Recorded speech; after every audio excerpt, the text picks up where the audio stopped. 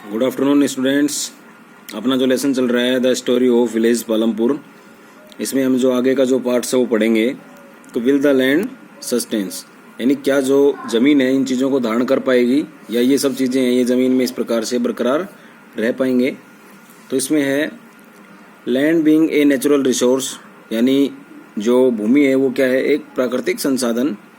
And it is necessary to be very careful in its use, तो ये आवश्यक हो गया है कि भाई इसका जो यूज़ है हमें वो काफ़ी केयरफुली करना चाहिए। Scientific reports indicate that the modern farming methods have over used the natural resource base, यानी जो साइंटिफिक जो रिपोर्ट्स आई है वो इस चीज़ की ओर इंडिकेट कर रही है कि जो फार्मिंग का जो मेथड है, ठीक है, जो मॉडर्न फार्मिंग का जो मेथड है, जो आधुनिक खेती जो अपन कर रहे हैं उसमें over used the natural resource base, यानी जो हमारे बेसिक जो नेचुरल रिसोर्स हैं जैसे मिट्टी है या फिर पानी है ना, उनका हम क्या कर रहे हैं, ओवर यूज़ कर रहे हैं। ये एक बहुत ही गलत चीज़ है। In many areas green revolutions is associated with the loss of soil fertility due to increased use of chemical fertilisers, यानी केमिकल फर्टिलाइजर जो हैं, रासायनिक जो, ठीक है, खाद वगैरह हैं, इनके इंक्रीज से, इनके बढ़ने से क्या हो गया, जो सॉइल है अपनी, ठीक है, जो मिट्टी है उसने क्या कर दिया, लॉस कर दी अपनी फर्टिलिटी, यानी जो उर्वरकता है, जो उपजाऊपन था मिट्टी का वो खत्म हो गया। कब हो गया, काफ़ी एरियो में ग्रीन रेवोल्यूशंस के बाद, हरित क्रांति के बाद। इसमें क्या है कि हर फार्मर ज़्यादा से ज़्यादा अपनी जो उपज चाहता है, ठीक है, उसके जो क्रॉप्स है वो मोर ग्रोइंग करे, इसलिए क्या हो रहा है, उसमें जो सैंड्स है वो फर्टिलिटी कम हो रही है। Also continuous use of ground water for tubewell irrigation has reduced the water table below the ground, यानी जो अपना जो वाटर है, ठीक है, उसका जो वाटर टेबल जो है, जल का जो स्तर है वो क्या हो रहा है, काफ़ी डाउन जा रहा है। क्यों जा रहा है वो, भाई ट्यूबवेल इरिगेशन हैज रिड्यूस्ड, यानी जो कुएं का जो पानी है हमारा, ठीक है, नलकूपों जो ज़्यादातर जो सिंचाई हो रही है उससे क्या हो गया, अधिक से अधिक सिंचाई होती है किसमें, मॉडर्न फार्मिंग जो मेथड आए हैं अभी, जो आधुनिक सिंचाई है उसमें ज़्यादा से ज़्यादा अगर रासायनिक खाद का यूज़ करेंगे तो ज़्यादा पानी की आवश्यकता होती है। तो उससे क्या होता है, जो भूमि का जो जल स्तर है वो काफी डाउन चला गया। Environment resource like soil fertility and ground water are built up over many years, ठीक है, यानी इसमें ये है कि जो भाई नेचुरल जो रिसोर्स है हमारे, यानी जो एनवायरमेंटल जो रिसोर्स है, यानी जो पर्यावरणीय जो संसाधन है वो like soil fertility built up over many years, यानी जैसे कि ग्राउंड वाटर हो गया या फिर सोइल्स हो गई है ना, ये हमारे प्राकृतिक संसाधन, ये कब बनते हैं, बहुत सारी कई सालों में जाके बन पाते हैं। Once destroyed it is very difficult to restore them, यानी एक बार डिस्ट्रॉय हो गए, एक बार ये खराब हो गए, नष्ट हो गए, तो फिर क्या होगा, इनको रिस्टोर करने में बहुत ज़्यादा कठिनाइयाँ आएंगी। We must take care of the environment to ensure further development of agriculture, यानी हमें ये हमारे जो कृषि है या फिर एग्रीकल्चर है इसके डेवलपमेंट के लिए हमें क्या करनी चाहिए, एनवायरनमेंट की केयर करनी चाहिए, उसका ध्यान रखना चाहिए। अब है सजेस्टेड एक्टिविटी क्या है, after reading the following reports from newspaper magazine write a letter to agriculture minister in your own words telling him how the use of chemical fertiliser can be harmful, यानी ये कह रहा है कि भाई आपके जो न्यूज़पेपर वगैरह है ना, या कुछ जैसे मैगजीन्स वगैरह हैं, उनमें आप देख के राइट ए लेटर, एक ऐसा पत्र लिखिए, कहाँ, अपने एग्रीकल्चर मिनिस्टर को, अपने खुद के शब्दों में, ओन वर्ड्स में, और उनको बताओ, telling him to how to use of chemical fertiliser can be harmful, यानी जो केमिकल फर्टिलाइजर्स हैं इनका जो यूज़ है वो किस प्रकार से हार्मफुल हो सकता है, नुकसानदायक हो सकता है। अब chemical fertilisers provide minerals which dissolve in water and are immediately available to plants, यानी जो केमिकल जो फर्टिलाइजर्स हैं, ठीक है, केमिकल्स जो रासायनिक जो खाद है वो क्या होता है कि जल्दी ही जो प्लांट है उसमें ज़्यादा देर तक नहीं रह पाते हैं। सोइल फॉर द लॉन्ग, यानी जो मिट्टी है, ठीक है, इससे ये ज़्यादा देर तक नहीं रह पाते हैं, और फिर क्या चले जाते, कहाँ चले जाते हैं फिर ये, मतलब जमीन का जो निचली स्तर है वहाँ चले जाते हैं। They may escape from the soil and pollute ground water, ठीक है, ये मिट्टी से निकल करके नीचे की ओर जा करके जो ग्राउंड वाटर उसको पोल्यूट कर देते हैं, रिवर्स एंड लेक, नदियों और लेक्स को भी पोल्यूट करते हैं। Chemical fertiliser can also kill bacteria and other micro organism in the soil, यानी जो और भी डिफरेंस टाइप के जो ऑर्गन्स हैं, ऑर्गेनिजम्स हैं सूक्ष्म, और कुछ बैक्टीरिया हैं उनको ये मार देते हैं, ख़त्म कर देते हैं, जो सोइल के लिए उपयोगी होते हैं। This means some time after their use the soil will be less fertilised than ever before. ठीक है, यानी कुछ समय के बाद क्या होती है, जो ये मिट्टी है सोइल, वो पहले की तुलना में काफ़ी अनुपजाऊ हो जाएगी या उसका ज़्यादा उपयोग नहीं होगा। The consumption of chemical fertilisers, यानी जो रासायनिक खाद है उसका अपन प्रयोग करते हैं, यूज़ करते हैं, ठीक है, इन पंजाब, यानी केमिकल फर्टिलाइजर का ज़्यादा कंजप्शन जो है वो पंजाब में हो रहा है। Is highest in the country, पूरे देश में सबसे ज़्यादा। The continuous use of chemical fertilisers has led to degradation of soil health. इससे क्या हो रहा है, जो सोइल की जो हेल्थ है वो डिग्रेड हो रही है। Punjab farmer are now forced to use more and more chemical fertiliser to other inputs to achieve the same production level, यानी सेम प्रोडक्शन लेवल को रखने के लिए जो पंजाब के फार्मर्स हैं उन ज़्यादा दबाव है उन पे किसका, मोर केमिकल फर्टिलाइजर का यूज़ करने के लिए। ठीक है, this means cost of cultivation is rising very fast. इससे क्या होगा, जो अपन जो खेती की जो अपनी कॉस्ट है वो इस और भी ज़्यादा बढ़ जाएगी। अब how is land distributed between the farmers of Palampur, यानी पालनपुर के जो फार्मर्स हैं उनमें जो लैंड से है, जो ज़मीन है, भूमि है, वो किस प्रकार से उनके बीच में डिस्ट्रीब्यूट है, बांटी गई है। You must have realised how important land is for farming, यानी आपने महसूस किया होगा किस प्रकार से जो ज़मीन है वो फार्मिंग के लिए काफ़ी इम्पोर्टेंट है। Unfortunately not all the people engaged in the agriculture have sent land for cultivation, यानी दुर्भाग्य से क्या है कि जितने जो सभी लोग हैं उनके पास ज़मीन खेती के लायक नहीं है। इन पालमपुर में about 1/3 of the 450 families are landless, यानी 450 जो परिवार है उसमें 1/3 यानी तीसरे हिस्से के जो फैमिली है वो क्या है, लैंडलेस, उनके पास ज़मीनें नहीं है। 150 families most of them Dalits have no land for cultivation, यानी 150 से ज़्यादा परिवार जो हैं उनमें 150 जो परिवार उनमें ज़्यादातर दलित हैं और उनके पास कल्टिवेशन के लिए किसी प्रकार की कोई लैंड नहीं है। Of the remaining families who own land 240 families cultivate small plots of land less than 2 hectare in the size, यानी इसमें 240 के लगभग ऐसे परिवार हैं जिनके पास छोटे प्लॉट्स हैं या फिर वो बिल्कुल ज़मीनहीन है और उनके पास यानी 2 हेक्टेयर जो ज़मीन है, ठीक है, लगभग 2 हेक्टेयर जो ज़मीन है उसमें से ये अपना छोटे टुकड़े के ऊपर खेती कर रहे हैं। अब है cultivation of such plots does not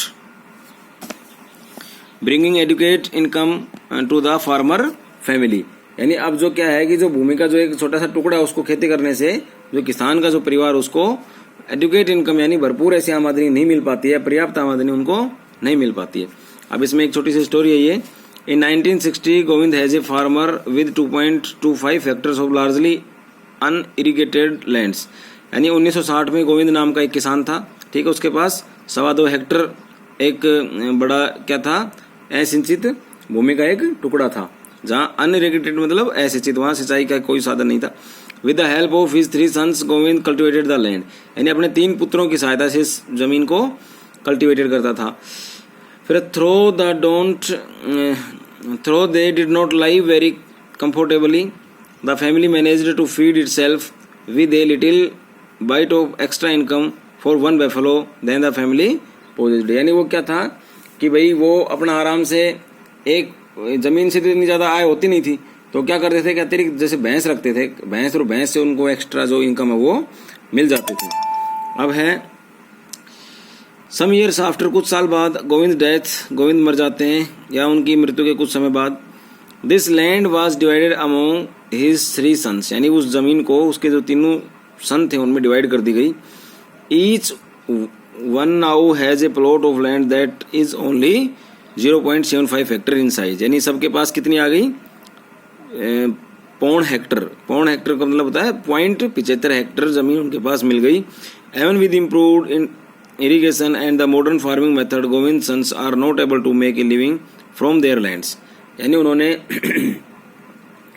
बेहतर से बेहतर उन्होंने एक सिंचाई व्यवस्था अपनाई और आधुनिक जो मॉडर्न फार्मिंग है उस विधि को भी अपनाया, लेकिन उसकी जो ज़मीन थी उनसे इतना गुजारा उनका नहीं हो पा रहा था। They have to took for additional work during part of the year, यानी वो साल का जो बाकी हिस्सा उसमें इसके अलावा भी और भी कुछ काम करते थे। अब है you can see the large number of small plots कटेड around the village in the picture. आपने ये जो पिक्चर है इसमें आपको दिखाई दे रहे होंगे कि छोटे छोटे छोटे किस प्रकार से टुकड़े जमीन के कर रखे हैं। किसी के पास बड़ी जमीनें हैं और किन्हीं के पास छोटे छोटे टुकड़े हैं एज ए प्लॉट के रूप में। These are cultivated by the small farmers, यानी वो जो छोटे किसान है वो इनको खेती करते हैं। On the other hand more the half of the area of the village covered in the plots than the quite large in size, यानी ज्यादातर जो आधे से ज्यादा जो हिस्सा है गांव का, ठीक है, उसमें काफी ज्यादा बड़े आकार के प्लॉट्स हैं। और फिर क्या है, Palampur there are 60 families of the medium and large families who cultivated more than 2 hectare of land, यानी 60 ऐसे परिवार हैं जो मीडियम है या उससे अप हैं और वो 2 हेक्टेयर जमीन को कल्टिवेट कर रहे हैं। A few of the large farmer have land extending over hectare और मोर यानी ओवर 10 हेक्टर्स और मोर, यानी कुछ ऐसे भी हैं किसान जिनके पास 10 हेक्टर या उससे ज्यादा जमीन है। अब इसमें देखो ये मॉडर्न किस प्रकार से भाई ये खेती हो रही है, दोनों डिफरेंस टाइप के हैं। यहाँ पे ये खुद कर रहे हैं, यहाँ से बैल से कर रहा है, यहाँ से देखो ये क्या हो रहा है, हाथ से खाद छिड़क रहा है अपना, और यहाँ से पीछे मशीन लगी हुई है उससे इसमें फर्टिलाइजर वगैरह कर रहे हैं, केमिकल फर्टिलाइज। इसमें बैलों से हो रहा काम, इसमें मॉडर्न में क्या हो गया, ट्रैक्टर से हो रहा है। तो ये इसमें डिफरेंस है। फिर अब इसके बाद आते हैं, ये देखिए आप कल्टिवेटेड एरिया, इसमें यही बताया गया है कि in the picture 1.5 you can say land cultivated by the small farmers, why do so many families of farmer cultivate such the small plot of land. ये वही है कि जब कोई किसान होता है उसके पास अगर मान लो 100 बीघा जमीन है, अगर उसका वो मर जाता है, उसके 4 या 5 पुत्र हैं या सन हैं, बेटे बेटियां जो भी हैं, तो वो क्या करते हैं अपने सभी, आजकल क्या हो गया, बेटा बेटी एक समान, तो बेटों में और बेटियों में दोनों में इक्वली वो जमीन को डिवाइड कर देते हैं, तो वो फिर एज ए छोटे प्लॉट्स हो जाते हैं। इसके बाद क्या हुआ, the distribution of the farmer in India and the amount of the land they cultivated given the following graph. ठीक है, ये इस ग्राफ के हिसाब से 1.1 है, उसके हिसाब से पीछे दिखा रखा है किस प्रकार डिस्ट्रीब्यूट कर रखी है। अब एक ये देखो, ये ग्राफ यही है, 1.1 जो ग्राफ का डिस्कशन है वो ये है। ये इंडिया का एक ग्राफ दे रखा है, इसमें क्या है, देखो इधर जो ग्रे कलर का है, इधर भी ग्रे कलर है, इस पे फोकस करो। यहाँ पे कल्टिवेटेड एरिया या नंबर ऑफ फार्मर्स है, तो ये जो कल्टिवेटेड एरिया है ग्रे कलर में, ये 36% है, और 36% के ऊपर जो नंबर ऑफ फार्मर जो कल्टिवेट कर रहे हैं वो 80% कर रहे हैं, यानी जमीन के एक छोटे से हिस्से के ऊपर ज्यादा किसान कल्टिवेट कर रहे हैं। यहाँ पे ये देखो येलो कलर के अंदर जो कल्टिवेटेड एरिया है ये 64% है, और 64% खेती जो है वो कितने फार्मर कर रहे हैं, 20%। तो ये क्या है, एक असमानता है, इनइक्वली है, सबके अंदर बराबर बराबर जमीनें नहीं है, किन्हीं के पास ज्यादा है तो किन्हीं के पास कम है। अब आता है इसमें who will provide the labour, यानी लेबर प्रोवाइड कौन कराता है। After land labour is the next necessary factor for the production. Land के बाद जो नेक्स्ट फैक्टर है लेबर का, वो लेबर है प्रोडक्शन के लिए। Farming requires a great deal of hard works, यानी खेती है उसको कठिन मेहनत की जरूरत है। Small farmers along with their families cultivate their own field, छोटे किसान है वो अपने खेतों को स्वयं में कल्टिवेट करते हैं। Thus the provide the labours require for farming themselves, यानी वो अपने खुद के लिए खुद को ही अवेलेबल करा लेते हैं, किसमें, फार्मिंग के लिए, लेबर के लिए। Medium and large farmer hire from labourers to work on their fields, यानी इसमें क्या है कि जो मीडियम और जो लार्ज फार्मर है, ठीक है, वो हायर कर लेते हैं फार्म लेबर्स को, कहाँ, उनके खेतों के लिए, यानी वहां से और किराए वगैरह पे ले आते हैं। अब इसमें है farm labours come either from landless families or families cultivating small plot of land. ये जो फार्म के लेबर्स होते हैं ये कहाँ से आते हैं, या तो इनके पास बहुत कम जमीन है, लैंडलेस है, जमीन है ही नहीं, या बहुत छोटा सा एक प्लॉट टाइप में है। Unlike farmer from labours do not have a right over the crops grown on the land, यानी उनका कोई अधिकार नहीं होता है जो जमीन भूमि के ऊपर जो फसल पैदा हुई है उसमें। Instead they are paid wages by the farmer for whom they works, यानी वो वेजेस के ऊपर आते हैं जो दिन भर जो वर्क करते हैं अपन। वेजेस कैन बी कैश और इन काइंड क्रॉप, जो वेज होती है वो या तो कैश हो सकती है, काइंड में भी हो सकती है। Sometime labours get meal also, कभी कभी वो भोजन में ले लेते हैं। Wages vary widely from region to region, from crop to crop, from one farm activity to another, like sowing with harvesting. अब इसमें क्या है कि जो वेजेस है, यानी जो इनको भत्ता, यानी भत्ता नहीं, इसको अपन बोल सकते हैं जो मेहनत आना, जो उनको मजदूरी जो मिलती है, रीजन टू रीजन, यानी एक जगह से दूसरी जगह चले जाओ, चाहे क्रॉप टू क्रॉप, एक फसल से दूसरी फसल, या from farm to activity another, यानी कोई एक दूसरा कार्य है या किसी दूसरे स्थानों पर वो जो वेजेस है इनका ये काफ़ी अलग है। एग्जाम्पल के तौर पे जैसे राजस्थान के अंदर वेजेस अलग मिलेगा और केरला के अंदर चले जाओगे तो आप वहाँ अलग मिलेगा। यानी जहाँ ज़रूरत है और लेबर कम है तो ऑटोमेटिक इनका वेजेस बढ़ जाएगा। यानी जहाँ ज़रूरत कम है और लेबर भी बहुत सारी है तो वहाँ ऑटोमेटिक उनका वेजेस कम हो जाएगा।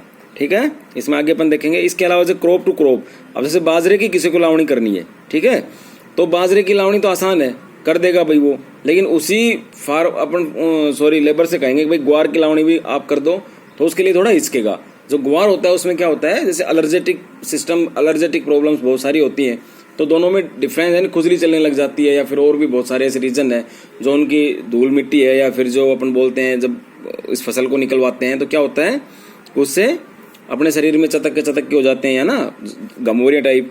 तो उनसे क्या है बहुत सारे लेबर्स होते हैं वो ज़्यादा पैसे लेते हैं कि हमें इसमें ग्वार खिलाने के लिए तो हम 400 रुपये नहीं लेंगे, हम 600 या 700 रुपये लेंगे। इस प्रकार अपने इधर तो शायद नहीं होगा लेकिन बहुत सारे ऐसे एरियाज में जो लेबर्स होता है वो डिफरेंस टाइप के अपना वेजेस हायर करते हैं या लेते हैं। इसके बाद फ्रॉम ये हो गया। There is also a wide variation in the duration of the employment a farm heavy competition for work among the farm laborers in Palampur, so people agree to work for lower wages। यानी क्या है कि काफ़ी competition है, sorry यहाँ थोड़ा गलत चले गए अपन, ये देख लेते हैं यहाँ पे। In the duration employment a farm labours might be employed on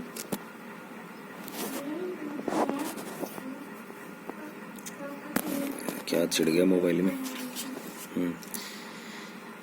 labours might be employed on the daily basis, यानी जो लेबर होता है वो डेली बेसिस के ऊपर भी हो सकता है। और the one particular farm activity like harvesting for the whole years, यानी लगभग साल भर के लिए भी अगर उसको अपन हायर कर सकते हैं हार्वेस्टिंग के लिए किसी लेबर को।